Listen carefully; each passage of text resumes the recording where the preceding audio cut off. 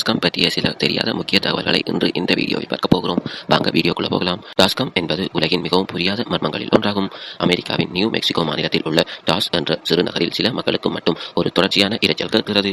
இது diesel engine ஓடுவது போன்ற குறைவான அதிர்வெண் சத்தமாகும். இந்த சத்தமானது 1990களில் இருந்து தொடர்கிறது என்பதும் குறிப்பிடத்தக்கது. சில ஆய்வுகளின்படி மிகவும் குறைந்த சதவீதமான மக்களுக்கு மட்டுமே இந்த சத்தம் கேட்கிறது என்றும் கூறப்படுகிறது. இதை தெளிவாக தொடர்ந்து பதிவு செய்ய அறிவியல் கருவிகளால் முடியவில்லை என்பதும் குறிப்பிடத்தக்கது.